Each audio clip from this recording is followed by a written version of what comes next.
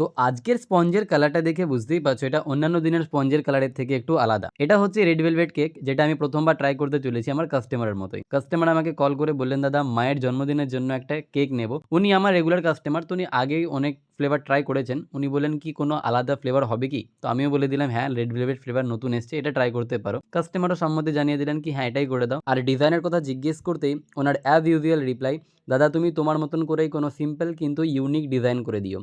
আর ব্যাস, যখনই লোকে বলে তোমার মতন করে দাও, তখনই আমার ভাবনা চিন্তা শুরু হয়ে যায়। তো আমি ভেবে চিন্তে একটা ডিজাইন বার করেছি। আমি এটাতে দুটো সানফ্লাওয়ার অ্যাড করে দিলাম, আর এটাকে অ্যাট্রাকটিভ করার জন্য কিছুটা স্প্রিঙ্কেলও অ্যাড করে দিয়েছি। তো তোমরা আমাকে অবশ্যই জানাও কেকটা দেখতে কেমন হয়েছে, কারণ কেক খেতে যতই ডিলিশিয়াস হোক না কেন, কেকের ফার্স্ট ইমপ্রেশনটা অত্যন্তই ম্যাটার করে।